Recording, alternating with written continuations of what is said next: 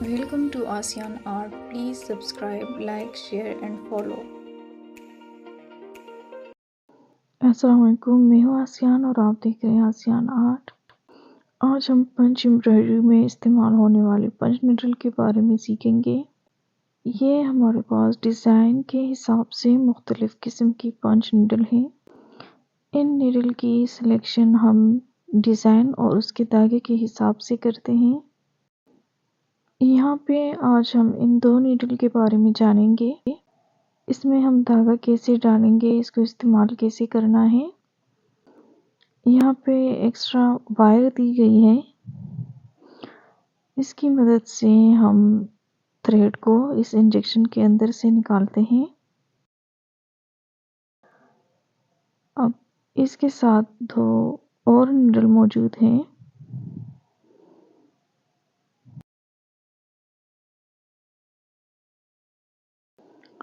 यहाँ पे इस इंजेक्शन के अंदर हम ये नीडल चेंज करेंगे। ये हमारे पास 3 किस्म के हैं। यहाँ पे इसके साइज मेंशन की हुई है। अब हमने धागे के हिसाब से इसकी सिलेक्शन करनी है। अब जिस तरह का हमने धागा लेना है उसी हिसाब से हमने इसकी निडल की सेटिंग करनी है। अब जो निडल हमें चाहिए वो हम इसमें लगा लेंगे। अब यहाँ पे हम ये सेकंड वाली यूज़ करेंगे। आप डिज़ाइन के हिसाब से जिस तरह का उसमें आप थ्रेड यूज़ कर रहे हैं उसी हिसाब से आपने फिर इस निडल की सिलेक्शन करनी है। अब यहाँ पे ये हमारे पास थ्रेड की हाइट है। जितनी हमें एम्ब्रॉयडरी के लिए नीचे की तरफ धागा रखना है उसी हिसाब से हम इस नीडल को नीचे की तरफ रखेंगे। इसकी हाइट की हमने यहाँ से सिलेक्शन करनी है। जितना आपको ज़्यादा चाहिए उसी तरह आप इस नीडल को नीचे कर लें। अब यहाँ से आपने थ्रेड की हाइट कंट्रोल करनी है। आपको जितनी एम्ब्रॉयडरी में ज़रूरत है डिज़ाइन के हिसाब से, तो यहाँ पे नीडल को आप उस हिसाब से रख के इसको सेट कर लें। इसको हम यू राउंड में घुमा के इसको सेट कर लेंगे। इसकी हाइट की सिलेक्शन तो हमने यहाँ से करनी है। अब अगर हमने इसमें नीडल चेंज करना है तो इसके लिए हम इसके ऊपर इस जगह को खोल लेंगे। अब इसको लूज़ करके इसको हम यहाँ से यूँ निकाल लेंगे ऊपर की तरफ। अब यहाँ पे इसको हम यूँ राउंड में घुमाते हुए निकाल लेंगे। अब हमने जौन सी नीडल इसमें लगानी है वो इसमें सेट कर लेंगे। यहाँ पे इस नीडल की हमने सिलेक्शन जो है वो थ्रेड के हिसाब से करनी है। आपने जिस धागे से इसकी एम्ब्रॉयडरी करनी है, इससे कढ़ाई करनी है, उसी हिसाब से यहाँ पे साइज़ भी मेंशन है और नीडल जो है वो भी हमारे पास इसके जो होल है वो डिफरेंट है, तो आप इससे भी धागे का अंदाज़ा लगा सकते हैं।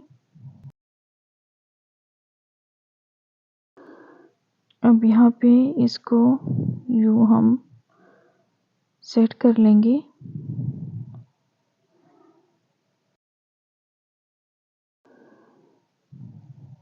अब यहाँ पे हमने नीडल चेंज कर लिया है। अब इसको दोबारा से उसी तरह से हम इसके अंदर लेके जाएंगे।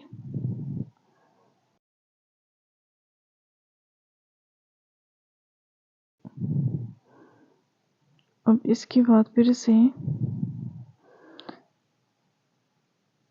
इसको हम सेट कर लेंगे।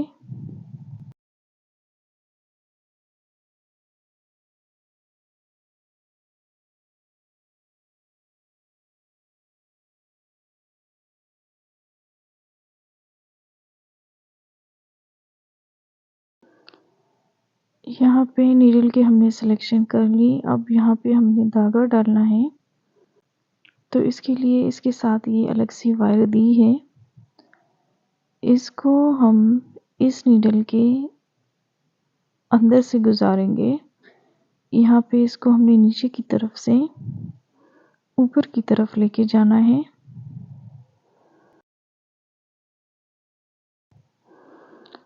अब ये वायर इसके अंदर से यूं गुजरते हुए ऊपर की तरफ आ चुकी है। अब इसके अंदर हमने जिस धागे से हमने एम्ब्रॉयडरी करनी है, इसको हम इसके अंदर रख के इस तरह से नीचे की तरफ यूं निकाल लेंगे। अब यहाँ पे इस धागे को हमने नीचे की तरफ निकाल लिया है। अब जो हमारे पास नीडल है, इसके अंदर से हम इस वायर को निकालेंगे। अब इसके अंदर से हमने इस वायर को निकाल लिया। अब इस धागे को फिर से हमने उसी तरह इसके अंदर रखते हुए यूं इसको हम वायर की तरफ खींच लेंगे। यहाँ पे इसके अंदर हमने धागा डाल लिया है। अब इस पंच नीडल में हम धागा डालने का तरीका सीखेंगे। ये हमारे पास सिंपल पंच नीडल है। अब यहाँ पे भी इस वायर को हम इस नीडल में गुजारेंगे। इसको भी हमने नीचे की तरफ से ऊपर लेके जाना है। अब यहाँ इस वायर में हम धागा रखेंगे। जिस थ्रेड से हमने एम्ब्रॉयडरी करनी है, उस धागे को इसके अंदर यूं रख के हम अंदर की तरफ से इसको गुजारते हुए नीचे की तरफ लेके आएंगे। अब यहाँ पे इस नीडल की जो बाहर वाली साइड है, इसके अंदर से हम इस वायर को निकालेंगे।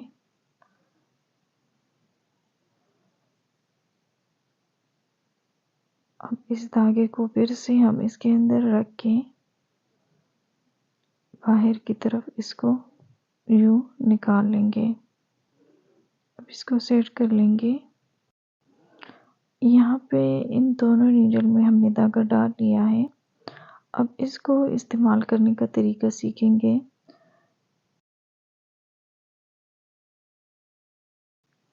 अब इन दोनों नीडल से हम एक फ्लावर बनाएंगे, जिसमें एक की हम कटिंग करेंगे। इन दोनों के नीचे हमने ग्लू लगाना है। एक हमने सिंपल फ्लावर बनाना है और एक इस तरह से हमने बना के उसके थ्रेड की कटिंग करनी है। यहाँ पहले हम सिंपल फ्लावर बनाएंगे। धागे को हमने सेट कर लिया है। अब हम सिंपल एक स्टिच लेंगे। यहाँ पे इस नीडल को हमने आगे की तरफ रखना है, इसकी जो आई साइड है। जब भी हम स्टिच लेंगे, इसके नीडल की जो खुली साइड है, ये जो आई का निशान है, इसको हमने आगे की तरफ रखना है। फिर हम स्टिच लेंगे। कुछ जगहों पर ये स्टिच मिस हो जाता है।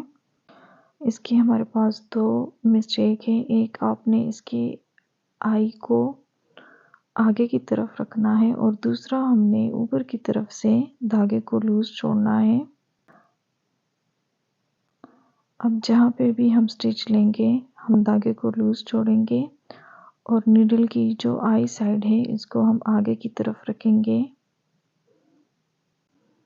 हमने जिस तरह से भी स्टिच लेना है, जो भी डिज़ाइन बनाना है, उसमें हमने इसको यूं आगे की तरफ रखना है। पंच नीडल को यूज़ करते हुए ये दो मिस्टेक होती हैं, जिसकी वजह से इसका धागा मिस हो जाता है। आपने इन दो बातों का ख्याल रखना है कि इसके आई साइड को हमने आगे की तरफ रखना है और दूसरा, हमने धागे को लूज छोड़ना है। अब इसी तरह से सिंपल स्टिच से हम इसकी फिलिंग कर लेंगे। यहाँ पे इसी सिंपल स्टिच से हमने इसको कंप्लीट कर लिया है। इस नीडल में हमारे पास थ्रेड हाइट की कंट्रोल का ऑप्शन नहीं है। इसको हम पूरा नीचे की तरफ लेके जाएंगे। यहाँ पे भी हमने इस आई को आगे की तरफ रखना है। यहाँ पे भी अगर हमारे पास धागा मिस होता है तो इसके हमारे पास दो बड़ी वजह है। एक, आपने थ्रेड को लूज रखना है, ऊपर की तरफ से थ्रेड को लूज रखना है, और दूसरा, हमने इसके नीडल की जो आई है इसको हमने आगे की तरफ रखना है। हम स्टिच जो भी लेंगे, जो भी हमने डिज़ाइन बनाना है, उसमें हमने इसकी जो नीडल की खुली साइड है इसको हमने आगे की तरफ रखना है, और ऊपर की तरफ से हमने धागे को लूज छोड़ना है।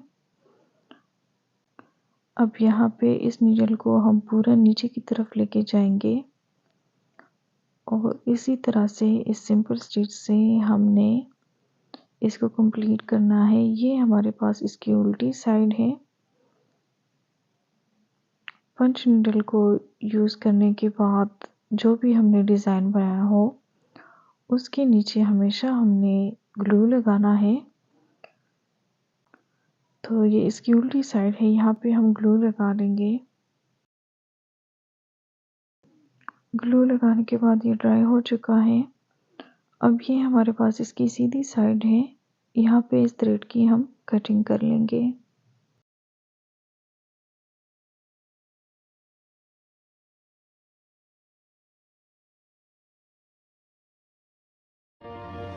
Thank you for watching. Don't forget to subscribe, like, share, and comment down.